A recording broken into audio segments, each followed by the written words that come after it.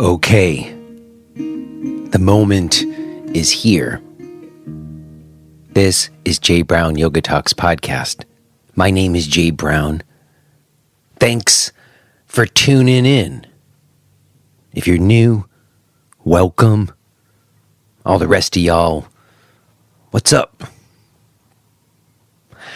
I'm curious, is life feeling more like a wonder or a burden today? I imagine somewhere in between, and likely difficult to distinguish between them from time to time. But it's certainly a question worth asking. I mean, we could try to avoid it for a time. In fact, these days it's probably quite easy to do that. Just plug into the metaverse, outsource our perceptive faculties to our phones, and just avoid it altogether. I don't know, though. Eventually, you're going to have to face it. And I've been finding that if I want to stay with joy, I'm going to have to brave the darkness. And there's certainly a lot of darkness to be braved these days, my friends. Don't let my playful vibe fool you. I don't want you to think that everything's been going great, because it's not like everything's been going great. I mean, some things are going great, but a lot of other things are not. I've been getting a real crash course in childhood anxiety disorders and how to treat them. Some of you know. If you want, I can give you like a little bit of an update on that. But we'll do that on the other side. I don't want to get us sidetracked too far, because I have such a special talk to share with you today. I'm excited about it. My guest is Lorin Roche. And I really worked hard to get Lorin on the line, and when I did, it really was so rewarding. And it really does go to the question I was just asking about whether life feels like a wonder or a burden, or our capacity to delight in what is taking place with all of the difficulty and fear that comes with it. And if you've been listening of late, you know I've been inquiring into meditation and different ideas about purpose and meaning in doing meditation practices, and translating ancient Sanskrit and how we make use of that. Well, I can't help but feel that today's talk is like a little bit of a mic drop on that subject, at least for me. And that's just because of where my sensibilities align. But as you will hear, Lorin has some very, I think, empowering ideas about meditation. I certainly do some of it from just like reading his work and watching interviews, but getting this chance to talk to him, it got fleshed out in a way that I wasn't even expecting, but I'm just so immensely grateful for. So I'm excited that I got to have this conversation with Lorin, and it is my joy to share it with you today. Real quick before we get to that, I don't want to forget to engage my gratitude ritual with podcast premium subscribers. You'll notice there aren't any ads on the show. There used to be. I used to sling software and jewelry and CBD oils. You know, a lot of podcasters eventually run ads because if you're able to, if you have an audience that's big enough, then people will pay you money to read ads for them. And you kind of need to, because it takes a lot of time and effort to make a show like this. And so to sort of justify it to yourself and your family, you feel like you need to generate some kind of money off of it. But doing the ads sucked big time, y'all. So we set up the podcast premium subscription. And I'm going to be honest with you, you make a lot more money selling ads than having a podcast premium subscription. But the benefit is that the people who are contributing to the show, who are helping it be what it is, are you, our listeners. It's just between you and me. There's nobody trying to capitalize off anybody. I'm hoping to offer you something of value in doing this show. And then if you think it's of value to you and you'd like it to continue, then the way that you would show that, the gesture you would make, is to become a podcast premium subscriber. And it's not just supporting the show. You do get access to the full archives of the show. Of course, if you don't have any money and you want to get to those old episodes, you just have to email us and we will give you a free account. But if you are able to contribute even just a little something, it adds up and it makes a difference. So let me shout out today, in particular, Stuart McGill and Joshua Faro. Thanks to you, Stuart and Joshua. We really are so grateful. If you want to learn more about becoming a podcast premium subscriber or find out about any of my stuff, I've got ongoing live stream classes that happen every week and weekly discussions that you can be a part of if you want, or just on-demand videos if you want to take a workshop with me. All of my stuff can be found at jbrownyoga.com. Okay, y'all, I think that will do. I will touch base with you on the other side if you want to stick around for that. But let's get to it. Let's go ahead and listen to this conversation that I had with Lorin Roche.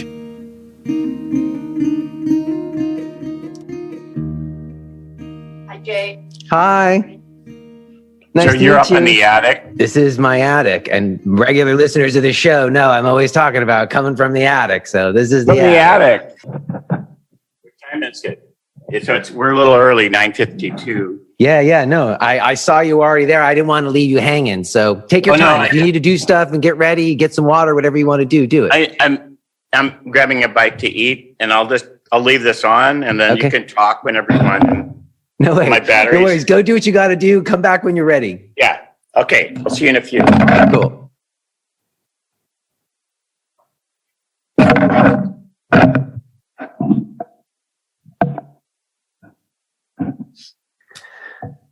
Well, Lorin, are you ready? Are you settled in? Do you need to do anything else? No, I'm settled in. Well, I don't know if you heard, I was telling Camille how lovely this was for me, because I have been doing this show for over 7 years now. And normally the first moments are always like when you first get on with somebody. But since we kind of got on early, and you just have been like mulling around and getting a snack, and Camille's been straightening up. It's felt very comforting for me. So I've loved this moment to just sit here and wait. Thanks for it. Well, that's, we have to do what we can to be natural, like as if we're in the same space, and dissolve informality. Let's see. Yeah, when do you want to start? We're started, if that's okay. I'd like to think of the moment we just had as the beginning, unless you have some, I don't know, if you don't like that, if you want us to have a more formal beginning, but you just said get rid of the formalities. So I feel like I'm happy for it to be a very informal beginning. No, listen, one of the secrets of meditation is to be informal with yourself and with creation. And then occasionally, if you really want, you can cop some attitude of formality, like, oh yeah, I'm so devoted and spiritual. And if you want to, do that as cosplay, as costume play. Like you put it on because you like it, like whatever the costume is.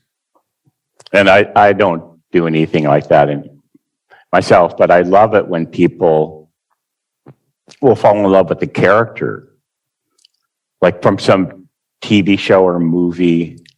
Have you ever seen, do you know what I'm talking about? Oh, I know exactly what you're talking about. You're kind of jumping ahead. I wanted to talk about formalities around meditation. You already jumped into that. Yeah. And so these people will to spend months or something like that learning to make up and be some character, like they're with green skin or blue and fantastical costumes from a science fiction character or sword and sorcery. And it's just so liberating. You know, it's Halloween, it's Mardi Gras. And you can do that. And we each have our own thing like that we might want to do. And you can just be just the simplest, everyday, roll out of bed self. So you want to have both. And keep the awareness that when you meet yourself in meditation, you want to be open to everyone inside of you, every mode, every style of attention, playful, exploratory, loving, tender, love-making, dancing, like listening to music, like wandering alone in some delightful area of nature. Like if you wandered for hours and hours, like half of the day, just thrilled by the colors and the sunlight, the smell of the wind, whatever you're hearing, the sound of the ocean or rivers. Or if it's nighttime, the stars. As if you walk until you're exhausted and then lie down and just surrender to the surge of power flowing in your body. Or falling into a nap. Or the way we are when we're listening to music. Just like if you're at a concert or you're at home and you're just listening to music. You don't care whether your eyes are open or closed. You don't care whether you're sitting still or dancing. That's the way to be with yourself in meditation, because all meditation techniques are ways of being in love with the life force, being in love with that which is keeping us alive moment to moment. And we have a natural love for that which is keeping us alive, like all beings do. It's intrinsic. It's built in. You don't have to force anything. So meditation is a continuous process of discovery and rediscovery of the thrill and the mystery of being alive. This magical situation we find ourselves in where we're inhabiting these bodies and there's a continuous pulsation of the flow of breath. Every 2 seconds or so, it could be faster, it could be slower. There's this rhythm and flow that we call breathing. If we didn't have this word breathing, what if we called it rhythm and flow? Or pulsation and flow? What if we called it eating, that I'm feeding on air and sunshine? For breathing is actually our primary food. We breathe about 20,000 times a day, 22,000 times a day, more or less. And all these thousands of liters or gallons of air is actually our primary food. Water is secondary, then solid food is third. And all living beings naturally love food. We love that which is keeping us alive. So it's not something we ever need to impose, rather we discover. And in meditation, we're communing with the life force. And there's an infinity of little teeny tiny skills. It's like with music that you utterly love. If you put on some music that you love and listen to it with total attention, there's a way you never tire of it. You keep learning to hear more and more nuances. Like, wow, what the guitar player is doing over there in that one spot, and ooh, what the bass player did there, and oh, what the drummer did, and what the vocalist is doing. And then the play of the lyrics and the feeling, and oh, in that live performance, the way that they moved, and then that alternation of the different voices. When we listen to music we love with total attention, we keep going deeper and deeper into where that song came from, the source of it, and then the creative mind of all the musicians who are, so to speak, channeling the sound. It's like they've surrendered to a flow of creativity and then worked using all their skills to package it. And so when we're listening with that thrill and that indescribable joy that is music, we just hear more and more and feel more and more. And meditation is like that, and it's about that. All the techniques, breathing, of which there's thousands of different approaches to breathing, meditation, mantras. There's millions of mantras and hundreds of different ways of listening to mantras and movement. All right. Well, let me interject for a moment. I hesitate to stop you because you're singing the song that I want to hear. It's why I brought you here today. You know, for me, I will say to you, maybe I could give you a little bit of context for the question that I'm about to ask you, because, you know, we don't know each other at all. And for me, I've been, like I said, doing this show for quite a while. I've had a lot of different people to talk on about meditation from a lot of different philosophical viewpoints and different lineage traditions. And, you know, for myself personally, at early time in my practice, I had a very strict seated meditation practice, like 45 minutes every morning religiously for like maybe a year and a half. And I think there was a lot of benefits to that. I got a lot of good from that, but in the end, I actually think I did myself harm. And I ultimately ended up with what I would call intuitive idea about meditation, that it was partly influenced by this one book I found. It was called The Orange Book by Rajneesh, who people listening will know later became Osho, the Netflix documentary famed cult leader. But this book that I found, it was all these simple little meditations that I would call like meditations of the mundane. Like when you wake up, laugh for 3 minutes for no reason, or just like these simple little things that I started doing. And it had all these things came about from these little meditations I was doing on my own with basically no formal instruction really. And I came up with an idea about meditation, and I wrote a blog post in 2013 called "You Don't Need to Meditate," in which I quoted Jay Krishnamurti saying that we shouldn't listen to be fooled by all the people telling us how to meditate or all the books telling us how to meditate, that was going to create a striving in us, and that the striving was the problem. And I've held on to that idea about meditation ever since.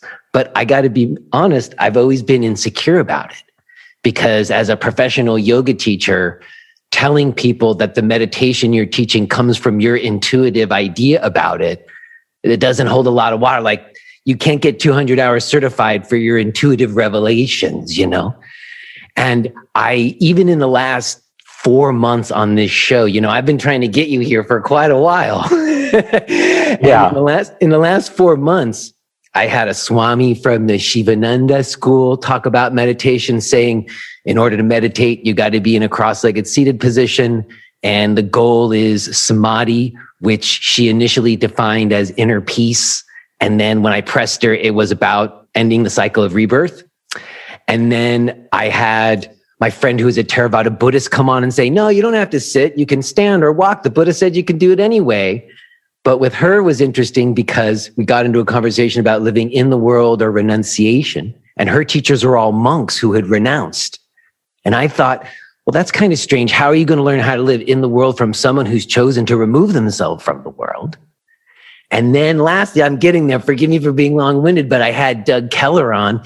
He gave us like a Muktananda kind of reading where it was more tantric. And we had a conversation about capital T Tantra, where you have to be initiated by the guru and accept them as your everything, or a lowercase t Tantra, which is more of like an idea about integration.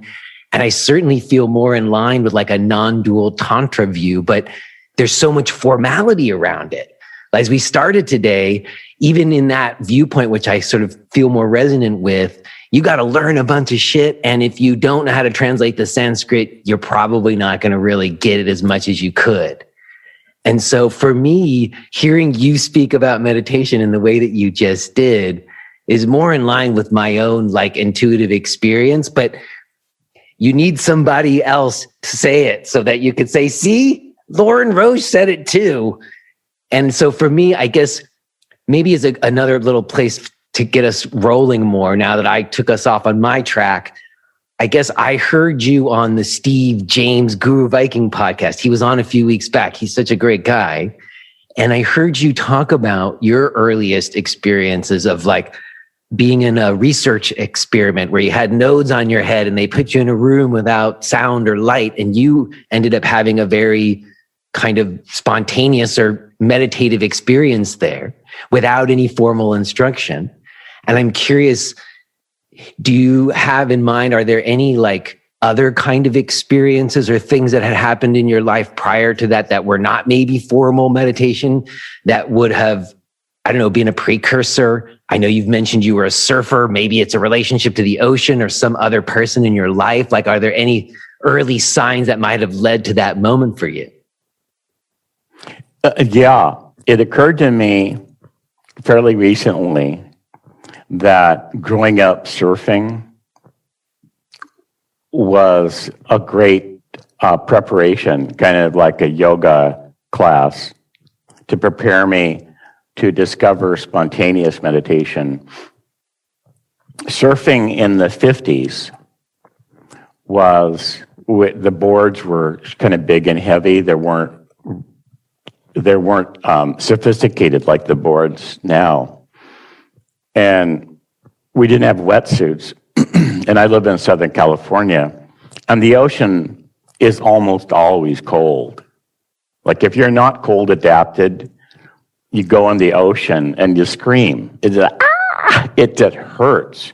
Your ankles hurt about half the year. It's so cold that your ankles hurt when you go in.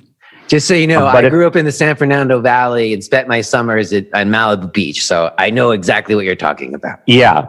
So my parents were both surfers, and so we lived in little beach towns, Ventura, and on a cliff overlooking Zuma Beach. And if you go in the ocean a little bit every day, over a period of a couple of weeks, your body adapts. And bodies have this adaptation, like all our ancestors did this all the time. They had to. If you go in the ocean in cold water, after a while, you just look at the ocean and your body starts burning hundreds of calories an hour extra. Your body actually just cranks up the metabolism and starts creating heat.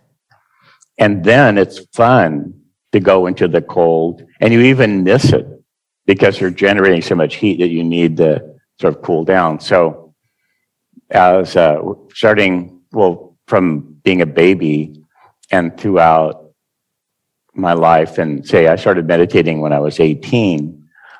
So I'd had a lifetime of this thing where we're surfing and we don't want to come in, but we're starting to turn blue.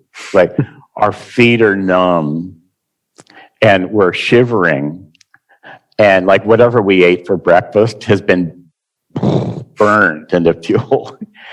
And so we'd come back to land, come back on shore, and we'd lie in the sun because the sand absorbs warmth.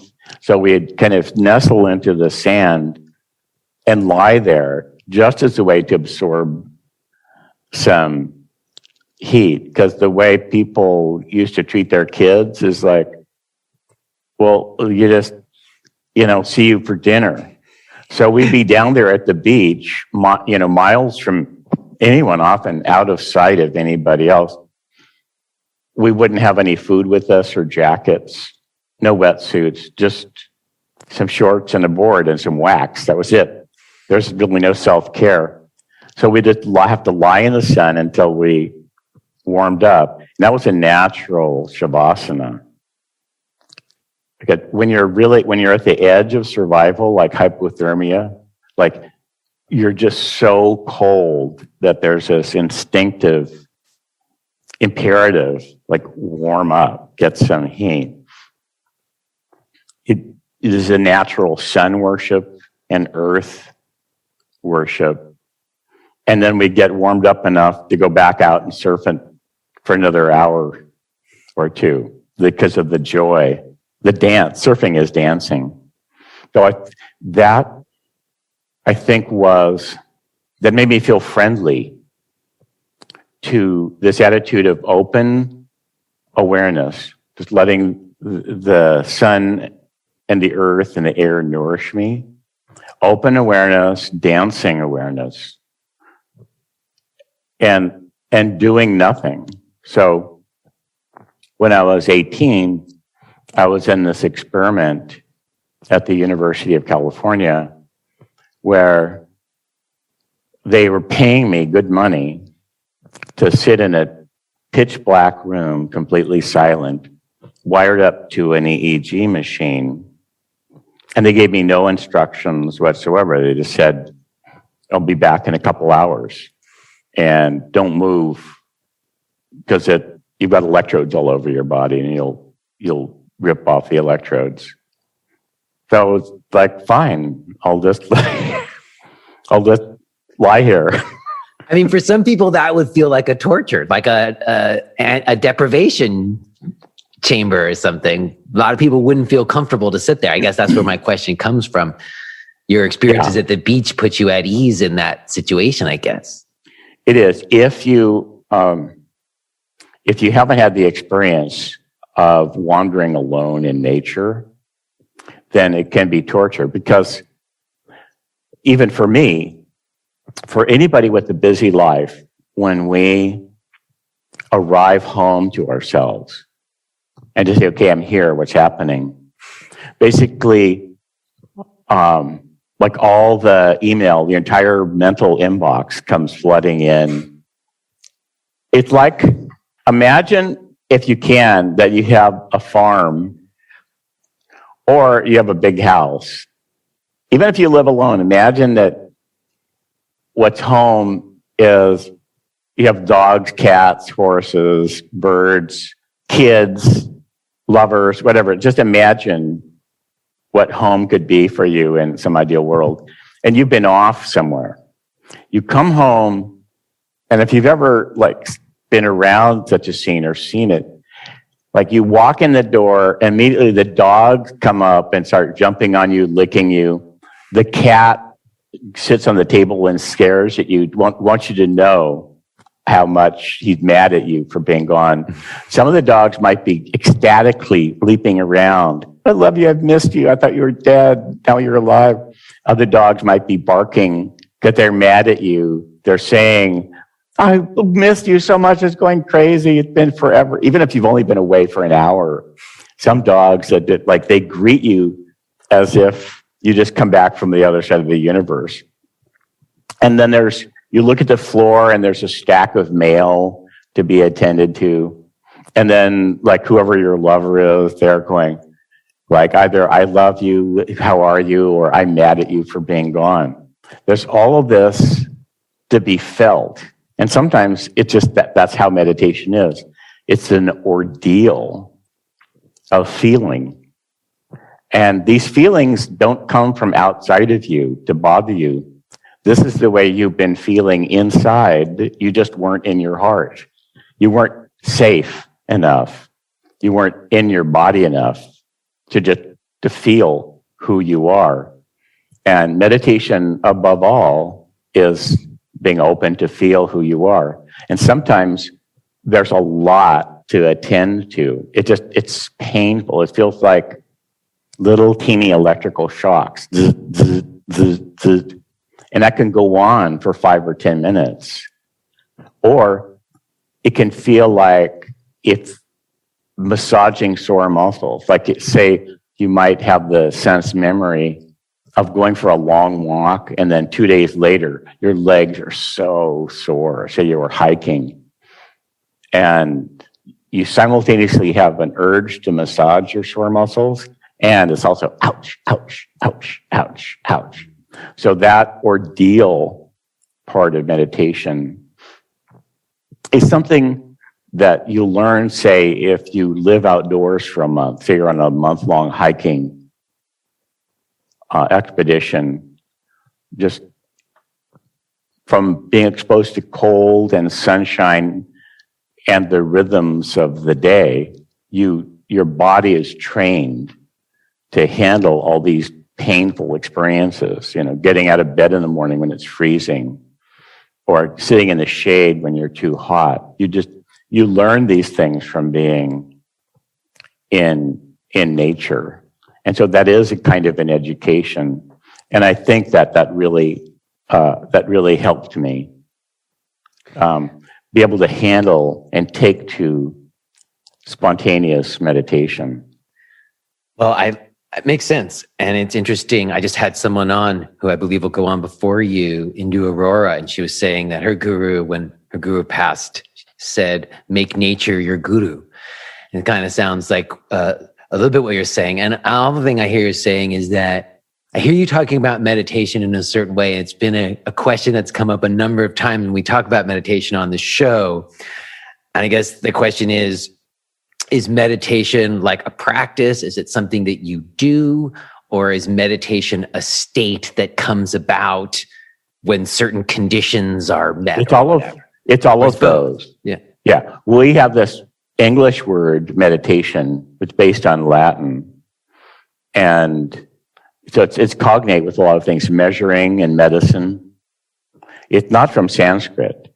So we have our own invented take on things. In Sanskrit, there's a lot of different words for meditative attention. And in translating, a lot has been lost. For those of us who have jobs and a love life and a home, one of the perpetual challenges is that for thousands of years, the people who talked about meditation had sworn off of ever having a sex life or having a home or having personal desires or having their own to-do list or even having your own name and identity or ever having money or ever working for money. So they take vows. That's what a monk or a nun is. And so their whole feeling tone that they've been propagating is in that, what we could call the recluse or renouncing tradition. And it's beautiful. A lot of my teachers are renouncers. They just made it really clear, like, kid, like, see these robes? Like, I'm a monk from the Himalayas. And like, see your Hawaiian shirt and like your casual, your jeans you're wearing that you think is okay. Like, you're a surfer from California. Like, our paths are really different. do not impose my style on your practice. Like, people who live in the world evolve through having bonds, forming bonds. A bond is dharma and commitment. And then the science of having boundaries and merging boundaries. So you form a bond of friendship. If you have an animal, there's a bond. You honor that bond. That friend wants you to call them every once in a while, be with them, communicate, take a walk.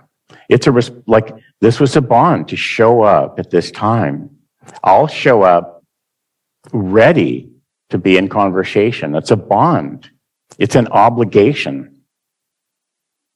It's not like freedom, like, oh, I'll just whatever, I'll show up late, I'll get up in the morning and smoke pot and like, whatever. This is an obligation. I had to make sure to sleep and have the gear working so we can talk. It's banta in Sanskrit. And that's the same root sound we use to make bond. So we evolve through honoring our bonds, these responsibilities. And we have many kinds of bonds. There's because a bond is I'm responsible to show up and be here. That's what we're saying. And we want to be bonded with our chakras, with our own life force, and at the same time free. So here on the path of intimacy, we have a very complicated high level of dance in every moment of being ourselves and being true to ourselves and being true to whatever the demand is of the conversation or the job. So we're constantly being in contact and then letting go. We're holding and embracing the context of whether we're in a conversation or at work, and then letting go. And then honoring our boundaries as best we can. Not letting people push us around or insult us or demean us. And working, because we all love to work, working to the point where we're well used and exhausted, but not so far that we're damaging our health. So it's an intricate dance of cooperating and honoring our responsibilities and our to-do list, and then learning to stay healthy. It's high end. Being a regular person is a really demanding job. And the last thing we need is to do the wrong style of meditation for our body and our life by imposing this theory, this fantasy of what somebody else's meditation is.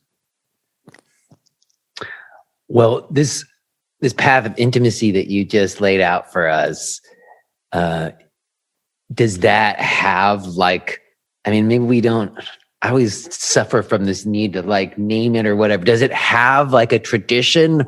I know you've written a book about the Vijñāna-bhairava-tantra. Is that attached to a particular tradition? I know some people think it is and some people don't. I was reading. For you, does this idea of this path of intimacy, is this a lowercase t tantra idea? Can you source this?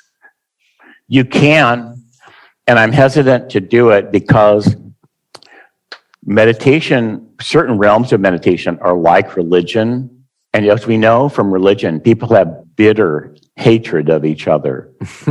And some of the people on earth that hate each other the most, like our religious cults that are almost identical, like no outsider could tell the difference. Probably anybody outside of Ireland would have no idea what Northern and Southern Ireland fight about, or the difference between Protestant and Catholic. There's great Monty Python skits about it. So people that are really, really similar, but have some microscopic difference in theology will just want to murder each other. And this happens in meditation too, when people become religious. And So yes, we could say that this is a tradition. This is obviously meditation for people who live in the world, who aren't monks or nuns. It's a tradition. But historically, it's been like out in the open and yet hidden. It's so obvious. Well, what does that meditation take? Why would people meditate on, say, the flow of breathing? Like, why meditate on breathing? Well, like if you were just talking to your grandmother or somebody who has their feet on the ground, or say we're talking to a farmer who's never heard of yoga, and he'd be saying, well, like, okay, well, he would be saying, like, well, what's a meditation? And he'd say, well, like breathing. So he'd go, oh, okay, so that's how we stay alive. And so that, like a sensible person with their feet on the ground would go, oh, well, meditation is letting yourself be in love with the rhythms of nature. I get it. How beautiful. And and farmers really are. I've had my friend, a farmer on this show, talk about how much his life is in relationship to the seasons. So like your surfing experience, I think farmers have a natural reason to be in this cycle with nature. Yeah. And so here we are, this wild thing that anybody who's in love with life in some form, gardening or music or dancing or cooking food, in a certain way, they know way more than about meditation than the meditation teachers. But they're unspoiled and they're just paying attention to the rhythm and flow of life. It's this odd thing. And then there's another odd thing. You mentioned Rajneesh, who's also called Osho, in the Orange Book. The Rajneesh ashram gave what are the most brilliant, the funniest, and the most comprehensive meditation teachings that ever. And he attracted this circle of brilliant people who took the hint and then invented and created. A lot of them came from Esalen. I was at Esalen in the 60s, and people were talking about going to India, and ideas that had developed at Esalen, the therapies and the music and the dancing.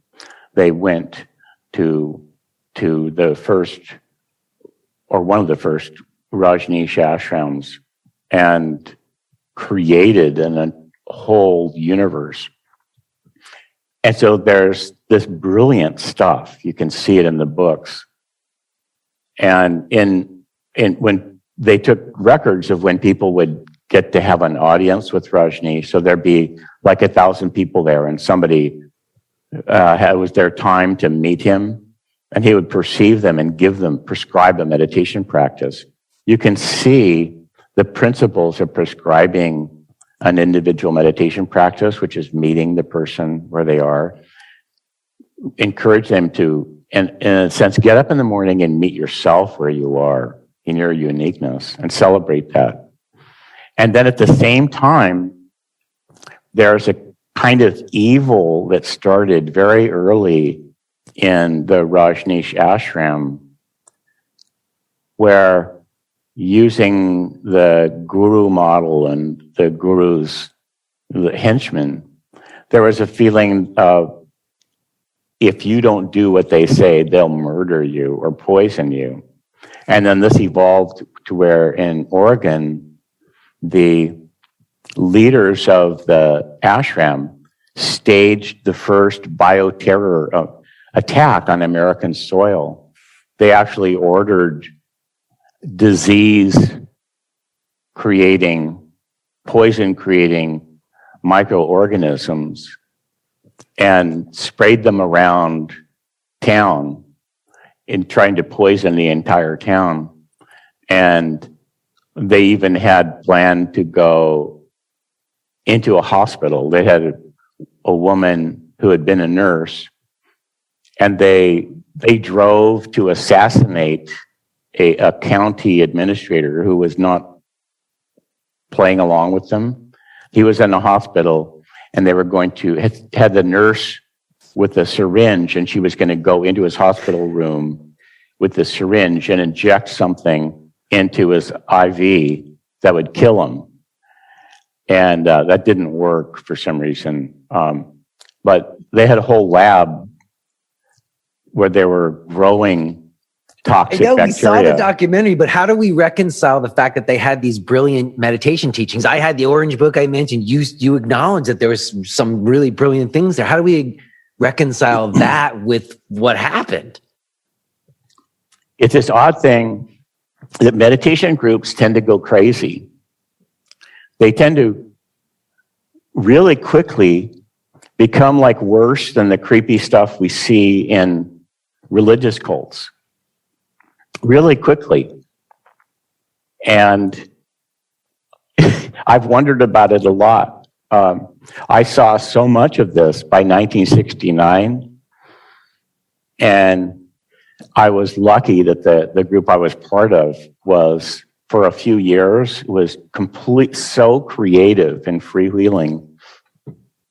But then, over a period of a couple of years, between 1973 and 75, it just became so creepy. And so in graduate school, I met this brilliant professor, and Henry Beck. If you are hearing this message, then you're listening to the free version of J. Brown Yoga Talks.